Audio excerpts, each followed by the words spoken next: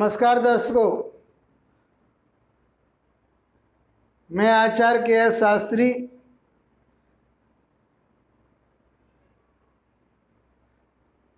Basic ज्योतिष को आगे बढ़ाते हुए आज अध्याय 44 में हम जो चर्चा करेंगे एक उदाहरण की करेंगे कि पंचदा मैत्री किस तरह से बनाई जाती है या वो हमारे लिए किस तरह से लाभकारी होगी। पंचदा मैत्री के लिए हमने तीनों मैत्री बता दी आपके, नैसर्गिक, तात्कालिक और पंचदा। इस माध्यम से और बताए देते हम। आज इसमें ये ग्रह जो है हमारे बैठे हुए हैं इस कुंडली में, इसको हम ज्योतिष में इसको कुंडली बोलते हैं, पत्रिका बोलते हैं। उस जातक का पूरा ब्यौरा बोलते हैं इसको, पूरे जीवन का इसी में लेखा जोखा मिलेगा। हमारे पास 12 भाव होते हैं और 9 ग्रह होते हैं, इनसे ही हम सब कुछ बता पाते हैं। मित्रों, एक चौकोर खाका आपके सामने बन के आ जाता है और इन विपरीत कोणों को एक दूसरे से मिला देते हैं, बीच में मध्यता लेते हुए इसको इस तरह से मिला देते हैं और ये हमारे 12 खाने बन जाते हैं। 12 खानों का अर्थ ये है कि हमारा संपूर्ण जीवन इसी में समाहित है। ये हमारी लगन कही गई है, इसको लगन कहते हैं या पहला भाव कहते हैं।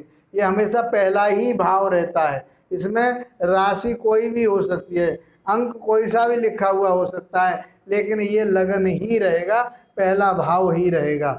अब इसको जो गिनते किधर को हैं यहाँ मैं बता दे रहा हूँ, क्योंकि मैं आज पहली बार इसके बारे में बता रहा हूँ, इसलिए क्योंकि हमने खाका आज बनाया है पहली बार में, तो इसलिए समझना थोड़ा ज़रूरी है। तो ये हमारा जो खाका बन गया, इसको हम इधर को गिनेंगे। 1 2 3, ये एक भाव है पहला। 1 2 3 4 5 6 7 8 9 10 11 और 12, ये 12 भाव कहे जाएंगे, 12 ग्रह कहे जाएंगे। घर, तो ये 12 घर हो गए हमारे पास और 9 ये हमारे पास ग्रह हो गए। 9 ग्रहों में सूर्य, चंद्र, मंगल, बुध, बृहस्पति, शुक्र, शनि, राहु, केतु। अभी तक जो हमारी चर्चा चल रही है वो नैसर्गिक रूप से 7 ग्रहों की ही चर्चा ज़्यादातर चलती आई है।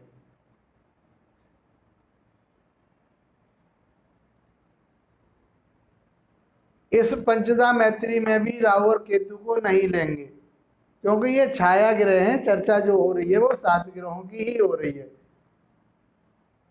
इनका भी प्रभाव आता है और वो प्रभाव हम बता चुके हैं आपके लिए कि जिसके साथ बैठा हुआ होता है राहु और केतु, तो उसका प्रभाव देता है। दूसरा ये कि राहु जो है शनि की तरह से प्रभाव देता है और केतु मंगल की तरह से प्रभाव देता है। ये कारकत्व में हम आप लोगों को बता चुके हैं।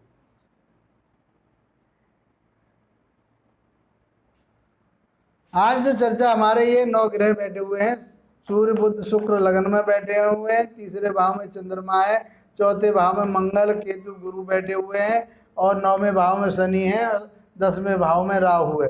हमने इसमें कोई भी राशि नहीं बिठा ली।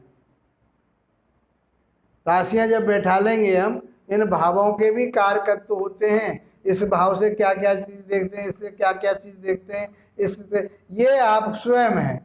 यहाँ से ही आपकी चर्चा हुई। आपके पास धन कितना है, आपका पराक्रम कितना है, आपके मकान कितने हैं, आपकी संतान कितनी है, आप रोगी रहेंगे, ऋणी रहेंगे, आपकी पत्नी किस तरह की है, रोजंदारी का व्यापार कैसा है, आप किस चीज़ पर रिसर्च करेंगे, आयु कितनी है, आपका भाग्य कैसा है, आपके कर्म क्या रहेगा, क्या काम करके आप जीवन में सफलता प्राप्त करके कितना धन कमा पाएंगे और आप विदेश जा पाएंगे या नहीं जा पाएंगे, या आपको क्या कष्ट होगा, आप कितना खर्च कर पाएंगे। ये सारी चीज़ें हम इनसे ही देखेंगे। हर एक ग्रह के अलग अलग कारकत्व हैं, हम बताएंगे, बहुत आसानी से आप समझ पाएंगे। आज चर्चा चल रही है पंचदा मैत्री की। तो सूर्य से केवल हम सूर्य का लेंगे, बाकी आप अपने निकालना, और कोई कमी आपको नहीं निकाल पा रहे हो तो हमें कमेंट बॉक्स में बताना। आज हम सूर्य की चर्चा करेंगे, इससे ही आप समझ जाएंगे। ये हमारी तात्कालिक स्थिति है। जिस समय जातक का जन्म हुआ तो जो खाका बन के आया आकाशमंडल से, जो आकाशमंडल में ग्रहों की स्थिति है वो ये थी उस समय। तो इसको हम तात्कालिक बोलते हैं। तत्काल में तुरंत ही जो हमें प्राप्त हुआ है उसको तात्कालिक बोलते हैं। इनमें कैसे कैसे मित्रता होती है वो हमने बताया था कि जो ग्रह यहाँ बैठा हो उससे 3 घर आगे, 1 2 3, मतलब ये पहला घर हो गया, तो 2 3 4 दूसरे भाव में, तीसरे भाव में, चौथे भाव में जो ग्रह बैठे होंगे वो उसके मित्र होंगे। इधर पीछे फिर वही 3 भाव, यहाँ से 3 भाव और पीछे के भी 3 भाव, 10 11 12, पहला भाव ये हो गया, 12 के बाद एक आएगा, तो 10 11 12 इन भावों में बैठे हुए ग्रह इनके मित्र होंगे। जो पहले भाव में बैठे हुए उनके ये मित्र होंगे, और बाकी भाव जो बचे उनमें वो शत्रु होते हैं। पहले भाव में बैठे हुए उनके शत्रु, में उसके साथ बैठे हुए ग्रह उनके शत्रु हो गए। 5वें भाव में, 6ठे भाव में, 7वें भाव में, 8वें भाव में, 9वें भाव में भी बैठे हुए ग्रह उनके शत्रु होंगे। प्रत्येक ग्रह से हम इसी तरह से देखेंगे। आज चर्चा हमारी केवल सूर्य को लेकर के चल रही है। सूर्य से हम देखते हैं कि इन सूर्य के कौन कौन से इनमें से ग्रह मित्र हैं और इनमें से कौन कौन इसके शत्रु हैं। तो इसको पंचदा मैत्री कहते हैं। इसको निकालने के लिए पंचदा मैत्री नैसर्गिक रूप से, तात्कालिक रूप से, दोनों प्रकार से देख करके जो रिजल्ट आता है उसको पंचदा मैत्री कहते हैं। अब सूर्य के लिए हम बुध को देखते हैं। बुध को सूर्य नैसर्गिक रूप से सम मानता है, हम बता चुके हैं आपको ग्रहों की नैसर्गिक स्वभाव में। तो इसको कैसा मानता है? बुध सम होता है। और तात्कालिक क्या हुआ? तात्कालिक उसके साथ बैठा पहले भाव में, तो यहाँ शत्रु हो गया। तो सम और शत्रु दोनों मिल करके क्या बनेगा, क्या रिजल्ट देगा? वो शत्रु का प्रभाव देगा। नैसर्गिक सम हो गया, तात्कालिक शत्रु हो गया, तो वो शत्रु हो गया। नैसर्गिक रूप से वो सम है और तात्कालिक वो मित्र है, तो भी वो मित्र हो जाएगा। शत्रु है इसमें, तात्कालिक में शत्रु और मित्र ही होते हैं, इसमें सम नहीं होता। नैसर्गिक में क्या बताया था? मित्र होता है, शत्रु होता है और सम होता है ग्रह। तो सम नैसर्गिक हुआ, तात्कालिक शत्रु हुआ, तो वो शत्रु हुआ। अब शुक्र को देखते हैं। सूर्य शुक्र को क्या मानता है? नैसर्गिक रूप से ये दानव दल का सदस्य है, इसलिए इसको शत्रु मानता है। और तात्कालिक क्या हुआ? तात्कालिक उसके साथ बैठा हुआ है, तो भी शत्रु हुआ। तो ये क्या हो गया? नैसर्गिक रूप से शत्रु, तात्कालिक शत्रु, तो ये परम शत्रु हो गया। ये क्या हो गया? परम शत्रु हो गया, बहुत अनिष्ट देने वाला हो गया। अब लेते हैं चंद्रमा को। चंद्रमा उसके समूह का मालिक है। उसके किसमें आता है? सूर्य चंद्रमा को नैसर्गिक रूप से मित्र मानता है, क्योंकि ये भी देवदल का ग्रह है। तो सूर्य क्या मानता है? चंद्रमा को मित्र मानता है। तात्कालिक क्या हुआ? मित्र हुआ। क्यों? 1 2 दूसरे भाव में, यहाँ से दूसरा, तीसरा, चौथा तीसरे भाव में बैठा हुआ है। इस सूर्य से वो तीसरे भाव में बैठा हुआ है, तो तात्कालिक भी वो मित्र हो गया चंद्र। तो क्या कहेंगे इसको? परम मित्र कहेंगे। यहाँ ये परम शत्रु हुआ, दोनों में शत्रु होने पर, नैसर्गिक और वो शुक्र, तो यहाँ चंद्र क्या हो गया? दोनों में परम मित्र हो गया, मित्र होने पर। इसी प्रकार से गुरु को देखते हैं। गुरु नैसर्गिक रूप से उसका मित्र होता है। तात्कालिक क्या हुआ? चौथे घर में बैठा हुआ है, तो मित्र हो गया, तो ये भी परम मित्र माना गया। पंचदा मैत्री में गुरु क्या हुआ? सूर्य का परम मित्र हुआ।